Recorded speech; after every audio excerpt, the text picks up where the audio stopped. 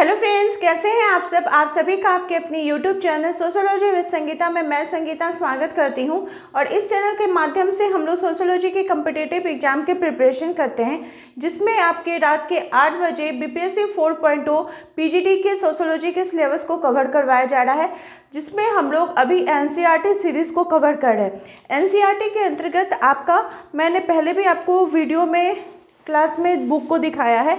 ये है एनसीईआरटी की बुक पुस्तक समाजशास्त्र परिचय, जिसके अंतर्गत ये क्लास 11 की पुस्तक है और इसमें चैप्टर 3 तक हम लोग का कंप्लीट हो गया है।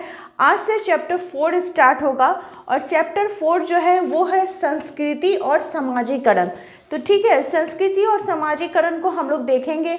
इससे रिलेटेड जितने भी शब्दावली है, जो भी कीवर्ड्स है, उनको देखेंगे। बहुत ही इम्पॉर्टेंट टॉपिक होने वाला है, क्योंकि संस्कृति और समाजीकरण ये दो एक ऐसा टॉपिक है जो कि समाज आने से ही आपको संस्कृति और समाजीकरण ये शब्द देखने को मिलेंगे ही। और इसके अंतर्गत ऐसे बहुत सारे शब्द हैं जिसका कि अर्थ हम लोग को जानना आवश्यक हो जाता है।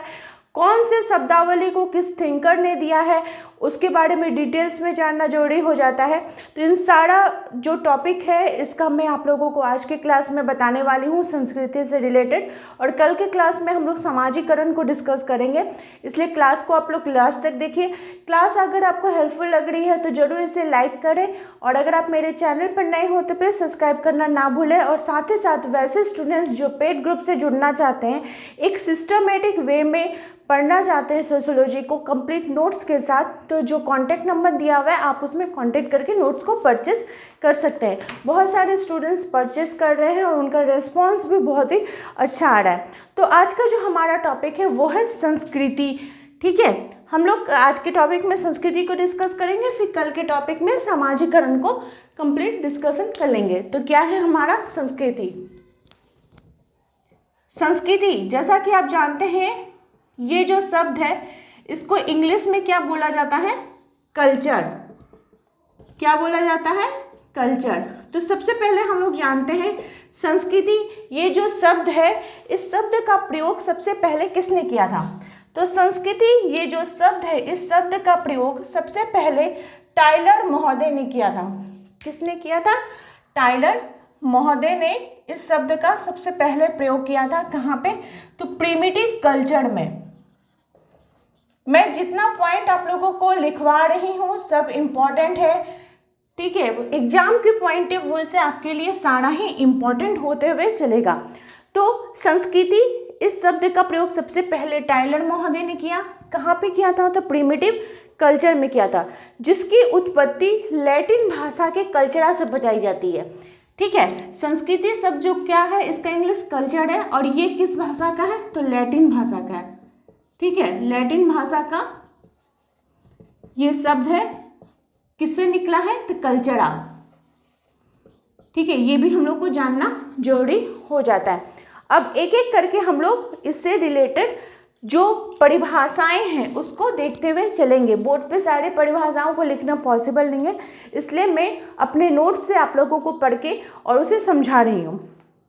तो टाइलर महोदय का मानना है कि संस्कृति वह संपूर्ण जटिलता है जिसमें ज्ञान, विश्वास, कला, आधार, कानून, प्रथा और ऐसे ही अन्य उन क्षमताओं एवं आदतों का समावेश होता है जिसे मनुष्य समाज का सदस्य होने के नाते प्राप्त करता है। ठीक है, संस्कृति यानी कि क्या कर रहा है कि हमें सभ्य बनाने की कोशिश कर रहा है।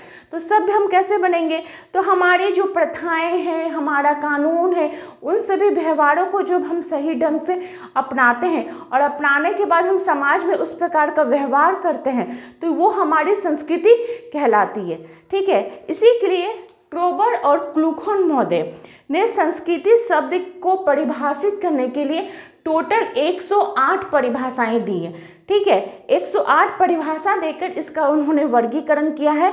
और संस्कृति को वो किससे मानते हैं, तो संस्कार से मानते हैं। संस्कृति शब्द को किससे मान रहे हैं, संस्कार से मान रहे हैं, जिसका कि अर्थ होता है मानव का शुद्धिकरण।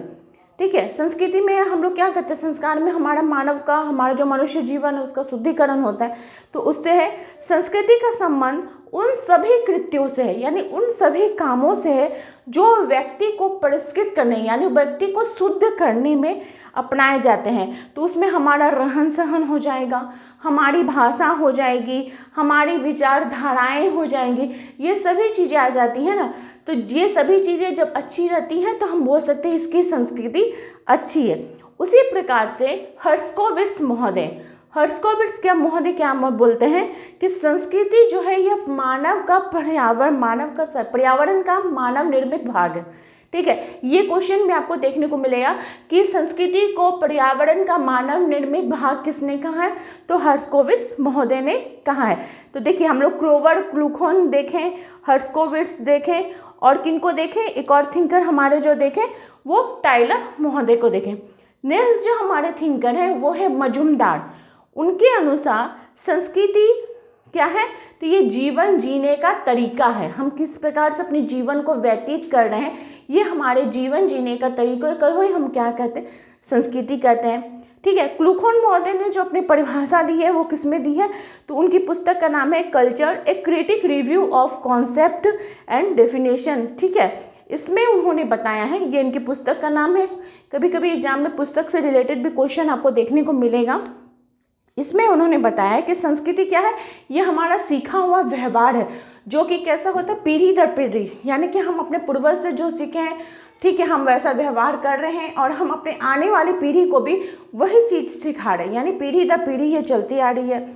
वेडस्टीट महोदय ने कहा है कि संस्कृति वह संपूर्ण जटिलता है जिसमें वे सभी वस्तुएं सम्मिलित हैं जिन पर हम विचार करते हैं, कार्य करते हैं और समाज के सदस्य होने के नाते अपने पास रखते हैं। हम उन सभी चीज़ों को काम करते हैं, विचार करते हैं और उसको समय आने पर हम वैसा समाज के साथ, समाज के लोगों के साथ व्यवहार करते हैं। ठीक है, मैकइवर एवं पेज महोदय के अनुसार दैनिक जीवन में कला, साहित्य, मनोरंजन और रहन सहन के तरीकों को ही क्या बोला जाता है, संस्कृति बोला जाता है। तो इस तरह से हम लोगों ने कितने सारे परिभाषाओं को देख लिया। अब इन परिभाषाओं के आधार पर अगर आपको इसकी विशेषता लिखने के लिए बोले तो आप इसको लिख सकिएगा। ठीक है, कि संस्कृति कौन कौन सी विशेषताएं होती हैं, इसको भी हम लोग देख लेते हैं। तो संस्कृति की विशेषताओं के बारे में अगर बात की जाए तो संस्कृति क्या है, ये मानव निर्मित होती है। संस्कृति पीढ़ी दर पीढ़ी हस्तांतरित होती है। संस्कृति सीखी जाती है। प्रत्येक समाज की अपनी एक विशिष्ट संस्कृति होती है। आप आदिवासी समाज जाइएगा तो वहाँ की संस्कृति आपको अलग देखने को मिलेगी। आप विदेश जाइएगा तो वहाँ की जो संस्कृति है, वहाँ का जो कल्चर है आपको अलग मिलेगा। आप उत्तर भारत, दक्षिण भारत ही चल जाइए, ठीक है, तो आपको डिफरेंस देखने को मिल जाएगा। ठीक है, फिर ये क्या है, संस्कृति क्या करती है, ये मनुष्य की आवश्यकताओं की पूर्ति करती, ये मनुष्य के लिए ही बनी है। ठीक है, ये मनुष्य के अनुकूलन होती है, इसमें मनुष्य का सामाजिकरण होता है, समूह के लिए आदर्श होता है कि हम जिस समूह के अंतर्गत रहते हैं हमारा एक आदर्श रहता है कि हम उस संस्कृति को फॉलो कर रहे हैं। तो इस प्रकार से इसकी विभिन्न जितने भी समाजशास्त्री थे उनके आधार पर इस प्रकार से हम लोग इसकी परिभाषाओं को देखें। अब हम लोग देखते हैं कि संस्कृति के प्रकार कौन कौन से हैं। तो मेनली हम लोग क्या देखते हैं, संस्कृति के 2 प्रकार है। ठीक है, संस्कृति के अगर प्रकारों की बात की जाए तो कितने प्रकार है, इसके 2 प्रकार हैं। पहला क्या है, भौतिक संस्कृति, और दूसरा क्या है, अभौतिक संस्कृति। पहला क्या है, भौतिक संस्कृति, और दूसरा है अभौतिक संस्कृति।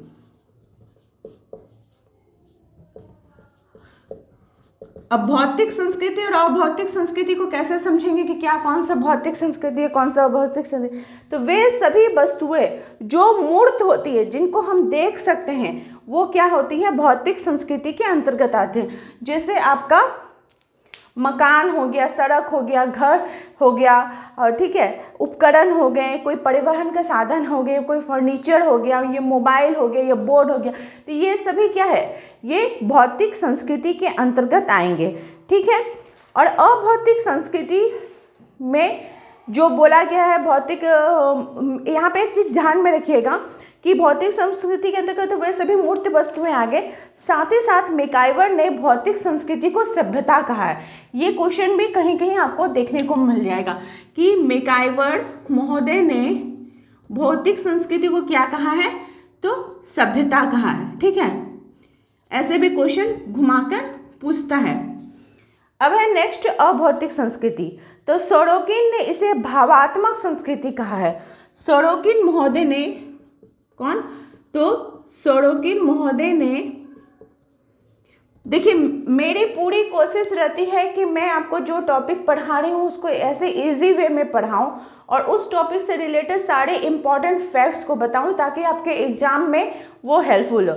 ठीक है, सोरोकिन महोदय ने अभौतिक संस्कृति को क्या है, भावात्मक कहा है। क्या कहा है, भावात्मक संस्कृति कहा है। ठीक है, आप लोग नोट डाउन इसको कर सकते हैं।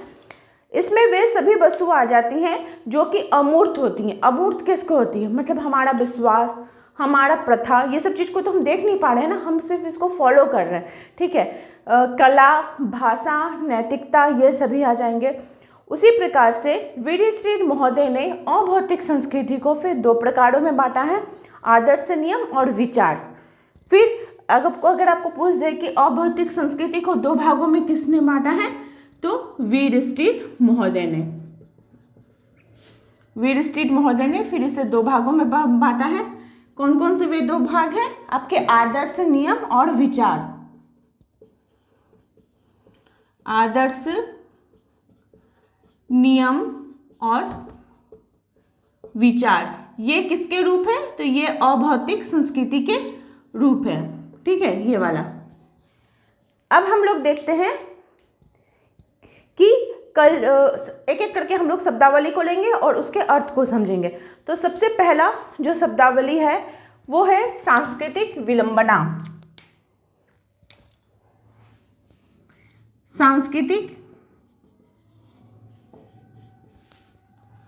विलंबना,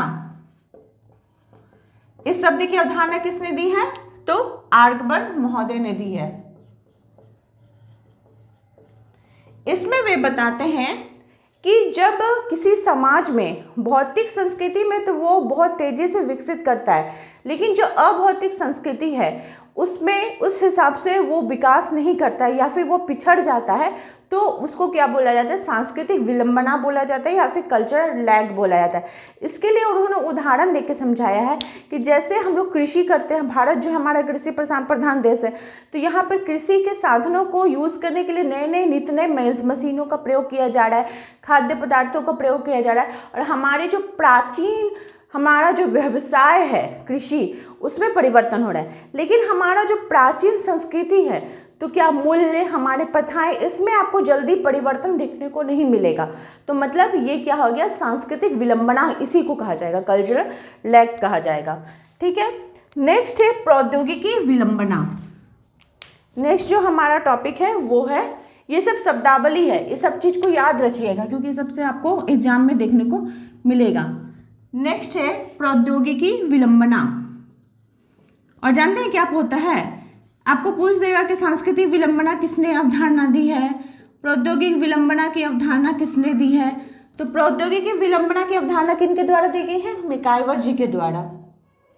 किसके द्वारा, मैकाइवर जी के।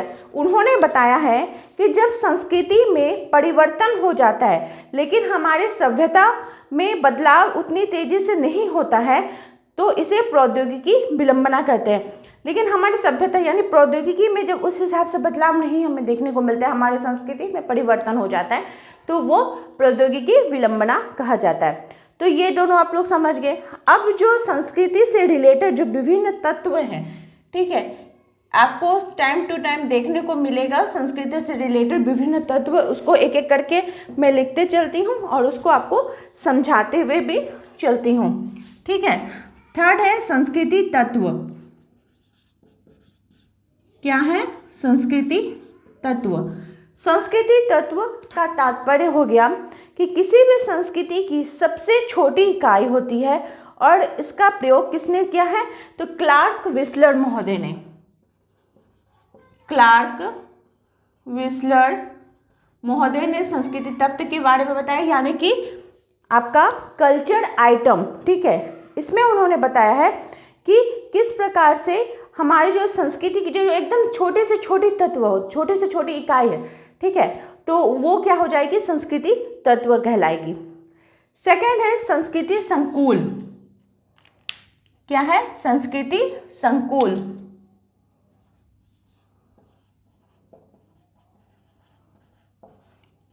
संस्कृति संकुल, इसकी अवधारणा किसने दी है, तो विस्लर महोदय ने। इसमें वे बताते हैं संस्कृति तत्व मिलकर संस्कृति संकुल बनाते हैं और इसी सम्मिश्रण को क्या कहा जाता है, संस्कृत संकुल, मतलब संस्कृत तत्व, मतलब छोटे तत्व, ठीक है, छोटे छोटे ये सब तत्व है और ये सब मिलकर क्या करे, एक संकुल बना रहे, ग्रुप बना रहे, तो उसको क्या बोला जाता है, संस्कृति तत्व बोला जाता है, ठीक है। इसमें संस्कृति के तत्वों का ये सम्मिश्रण होता है। फिर नेक्स्ट है संस्कृति समूह।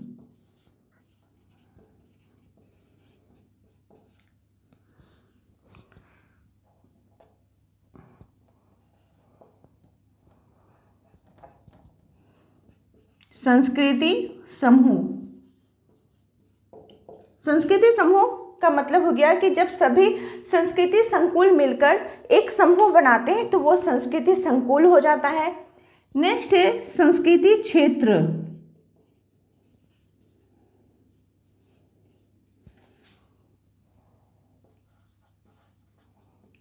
संस्कृति क्षेत्र का अवधारणा किसने दिया है, तो विस्लर महोदय ने दिया है। इसमें वे बताते हैं कि जहाँ एक जैसे संस्कृति के लोग पाए जाते हैं तो संस्कृति समूह में बनता है और उस समूह जो समूह के लोग एक साथ रहते हैं तो वो समूह क्या कहलाता है, संस्कृति क्षेत्र कहलाता है। क्या कहलाता है, संस्कृति क्षेत्र कहलाता है। नेक्स्ट है संस्कृति प्रतिमान। ये सभी संस्कृति टॉपिक के अंतर्गत ही आपका आएगा। नेक्स्ट है संस्कृति प्रतिमान। इसकी अवधारणा किसने दी है, तो रूथ बेनेडिक्ट ने दी है।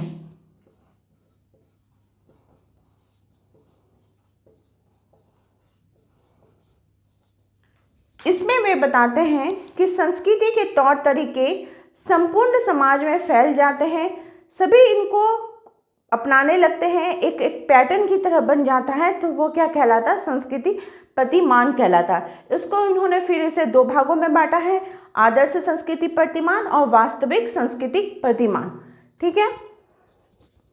संस्कृति प्रतिमान को रूथ बेनेडिक्ट ने कितने भागों में बांटा है, तो इसको फिर इन्होंने दो भागों में बांटा है, आदर्श संस्कृति प्रतिमान और आपका वास्तविक सांस्कृतिक प्रतिमान। नेक्स्ट है विरोधी संस्कृति।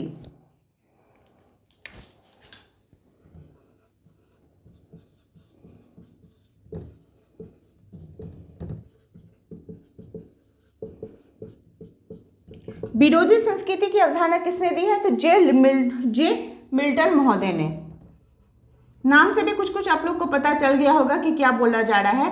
तो संस्कृति, ऐसी संस्कृति जो मूल संस्कृति को चुनौती देती है तो उसको क्या बोला जाता है, विरोधी संस्कृति। जैसे देखिए संस्कृति मतलब क्या बोल रहा है कि मनुष्य को सभ्य बनाने की कोशिश कर रहा है, लेकिन ऐसा तो नहीं है कि समाज में कोई अराजकता है ही नहीं, चोरी डकैती है ही नहीं, तो चोर डकैत जो गलत काम करते हैं तो वो लोग क्या करते हैं, समाज की जो सभ्य संस्कृति उसको चुनौती दे रहे हैं, क्योंकि वो लोग तो गलत काम कर रहे हैं, समाज में गलत प्रभाव पड़ रहा है, तो ये सब क्या हो जाएगा, विरोधी संस्कृति के लोग कहलाएंगे, ठीक है। ये अवधारणा किसने दी है, तो जे मिल्टन महोदय ने। फिर है सीमांत क्षेत्र। नेक्स्ट है सीमांत क्षेत्र। सीमांत क्षेत्र का मतलब हो गया कि ऐसा क्षेत्र जो विभिन्न संस्कृतियों की सीमा है, ठीक है, उसका एंडिंग पॉइंट है, तो उसको क्या बोला जाता है, सीमांत क्षेत्र बोला जाता है, ठीक है। नेक्स्ट है सांस्कृतिक वंचना।